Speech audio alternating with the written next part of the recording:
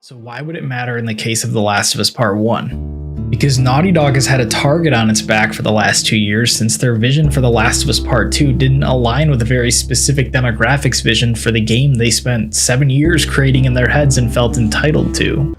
Please don't shoot. It's time to stop. No, Oh, please get up. This is not okay. It's time to stop. It's time to stop. G'day everyone, it's your boy, Jordan CS No here, back with another cringy ass video on the dark web.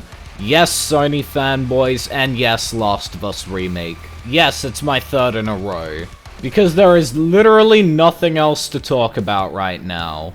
Unless you want another hater comments video, which I'm probably not gonna make for a while. Mainly because it takes me a while to get enough hater comments to make an entire 10-minute video about it. But anyway, today's video comes from a channel by the name of Repaduski, and it's titled, The Last of Us Part 1 is a remake, not a remaster. Which in this video he basically tries to talk about why people are unhappy with The Last of Us remake, and tries to argue against the narrative of The Last of Us Remake being a remaster and not a remake. In my opinion, I'd say it's a remake, but a pretty lazy one since, you know, it basically accomplishes the job of a remaster. Mainly since it delivers absolutely nothing new outside of graphics and better AI, and there's basically nothing new in terms of content. In fact, they've actually got less content in this, considering the multiplayer was removed, and apparently they're planning to remake that, and then release it later for its own $70. Which makes me really question how anyone could defend this kind of thing. Like, regardless of whether or not we think $70 is worth it, I think we should all be able to agree that splitting a game in half and selling both halves for $70 each, which totals more than double what the original game would have cost, is a pretty shitty practice that we shouldn't support. Like, I think the very least you can expect from a remake that adds absolutely nothing new and costs more than the original game is that it would at least retain all of the original content and, you know, not try and sell all of it back to you for more money later. Like, I think that's a fair ask, especially for $70 fucking dollars. But anyway, let's just get straight into this video. The way people react to and perceive the way video game developers talk has become a very strange thing to watch the last few years. There are plenty of reasons all the time to lose faith in the word of certain developers when an idea or a feature is announced to be in a game only to have it completely lacking when the time comes to launch the product. It happens all the time. Sometimes for completely normal reasons, such as the vision changing mid-development, or a feature as it's developing doesn't end up materializing the way it was originally planned and it's dropped. These are never reasons to get upset, however, there are of course instances of a game being marketed to be something it just isn't. Cyberpunk 2077 and No Man's Sky were a couple notable times where what you bought wasn't nearly what it was made out to be. Yeah, do you want to know something else in gaming that was made out to be something it wasn't? The Last of Us 2. Mainly since in all of the trailers for that game, they tried to make it out as if it was another Joel and Ellie story, like the original game. Only for Joel to be killed with a fucking golf club. Also, from what I've heard, a lot of people just didn't like how it fucked with the original game's continuity, and the fact that you don't even get revenge on What's-Her-Face for killing Joel. There's always a conversation that needs to be had about the transparency between the developer and the consumer when situations like this arise, but in recent years, things have simply gotten out of hand. In any medium, when something is on the come up or doing very well, you start to see a shift as the years go by. Even if the quality of the work gets better, a crowd always tends to emerge who, for whatever reason, wants to cut that thing down to size. I have to agree that this is pretty true. A lot of people do just want to cut things down to size. Like, no doubt there are people that dislike this game just because it's made by Naughty Dog. Or just because they disliked The Last of Us 2. However, in this case, there are legitimate reasons to be unhappy with what Naughty Dog are doing. Mostly the shit that I mentioned before about how they're selling you the same product for more money, but removing content so they can sell said content to you at full price later. The Last of Us Part 1 is the most recent target of this conversation. It seems the term remake as it pertains to video games is getting very lost, so let's find it. In order to find it, it's important to differentiate it from the term remaster. The Last of Us was remastered in 2014 as a tool to help Naughty Dog get accustomed to developing for the PlayStation 4. No, it was just upscaled and ported to the PlayStation 4 from the PlayStation 3. Which is barely even a remaster. I mean, it's a remaster the same way that Horizon on PC is a remaster. It featured higher resolution character models that were meant to close the gap between what was used on the PlayStation 3 only in cutscenes. The game also featured a higher frame rate option as well as high resolution support. There were no gameplay changes, nothing groundbreaking done to in-game textures. It served its purpose as a test for Naughty Dog, and people were more than welcome to pay for it, considering the PlayStation 3 version just 1 year earlier had become one of gaming's most beloved. And a reason people were more than welcome to pay for it is because it didn't cost more than the original game, and they didn't remove any content from it, you know, like they've done in this case. And they especially didn't remove content with the intention of selling it back to you later for full price. Securing Naughty Dog's spot on a pedestal in the eyes of many consumers. It was a moment after 3 Uncharted games that sent a message. They were at the top of the food chain in game development, with their most recent project having been a textbook remaster. Now let's take a look at what was called a remake, released at full price that no one had any issues with. In early 2018, Bluepoint Games released a from-the-ground-up remake of 2005 Shadow of the Colossus, another game that is considered one of gaming's greatest, a game originally released for the PlayStation 2. Every single visual aspect of this game got much more than a facelift. It looked like a game that could have originally launched in 2018 with visual fidelity rivaling anything coming out around it. However, its original gameplay and gameplay animations were kept intact as you remember them from 2005. It plays identically. This is still very much a remake. Not really. If they added absolutely nothing new and just upgraded the graphics, then it's basically just a remaster. However, even still, it is different to The Last of Us remake. It retained all of the original content, and originally only cost $40. Not $60, which was full price at the time. So I think it's fair to say that they're not entirely comparable. So why would it matter in the case of The Last of Us Part 1? Because they're trying to charge you more for less. Simple. Because Naughty Dog has had a target on its back for the last 2 years since their vision for The Last of Us Part 2 didn't align with a very specific demographics vision for the game they spent 7 years creating in their heads and felt entitled to, which they never were.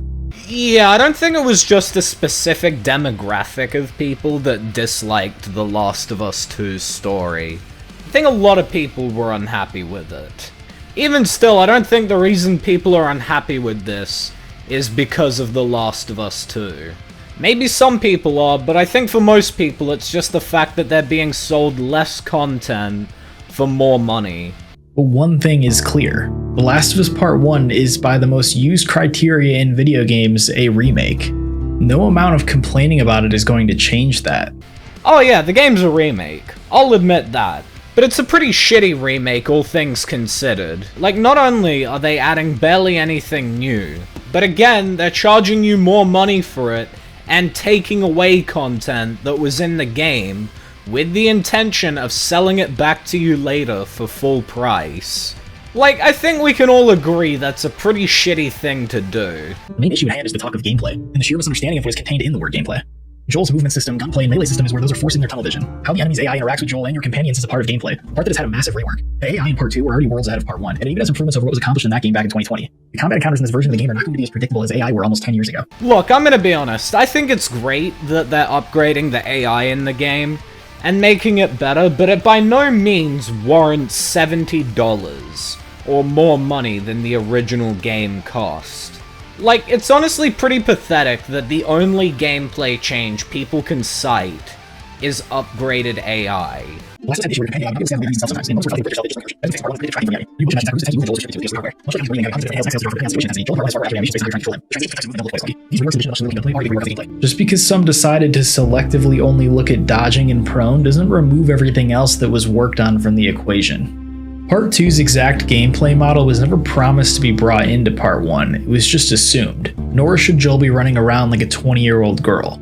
I mean, sure, Joel shouldn't be able to move like a 20-year-old girl, but also, the dude's not 80 years old. Like, I'm pretty sure he would be capable of dodging out of the way of things, or at very least going prone. Like, I think the fact that Naughty Dog didn't at very least want to add him being able to go prone is just laziness on their part. Like, honestly, it probably would have been a decent gameplay change to have. Like, it would have been a nice cherry on top.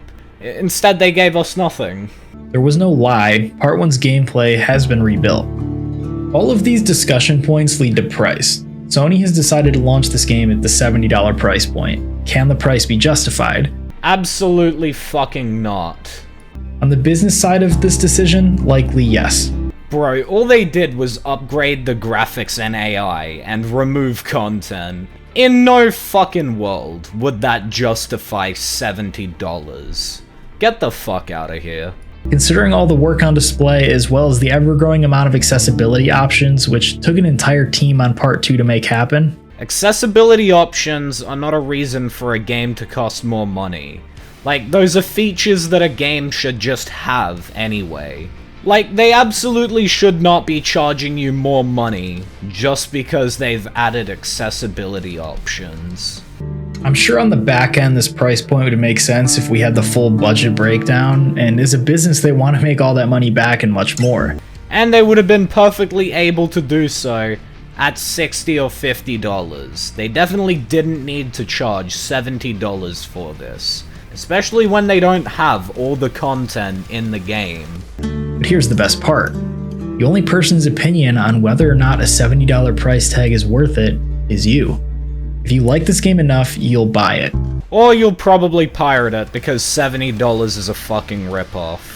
If $70 is out of your price range for a game you've already played, then you will not. And if you want it for $60 or $50 or even $30, it will be on sale at some point, and you can grab it then. Or they could just price the game reasonably to begin with. Like, I honestly hate this whole mindset of, oh, well, if you don't like the price, just wait 3 months for it to go on sale. Like, yeah, that's great and all, but have you ever considered the fact that sales on a $70 game will never be as low as sales on a $60 game? Like, what am I supposed to get if I could only afford the sale prices on $60 games? Fucked. We also need to acknowledge the fact that this game isn't being developed exclusively for people who are already fans of or have played The Last of Us. The HBO show's launch is not long after this game, and it's going to bring in a lot of new people. Look, I understand that it's supposed to be a gateway into the series from the HBO show, and it does make sense. It doesn't make it any less of a ripoff, though. Anyway, there really isn't anything else important to cover in this video, so that's where I'm going to be ending today's video. If you did enjoy, leave a like. If you're new to the channel, why not subscribe? Turn on those post notifications so you never miss an upload. Follow me on Twitter at JordanCSNo. Subscribe to the second channel, JordanCS2. Join the JordanCSNo Discord server, the CS Nation. Links to all of those are in the description. Please don't send any hate over to Repaduski, it's really unneeded. But that's all for today's video. So until the next one, I don't fucking know. Piss off.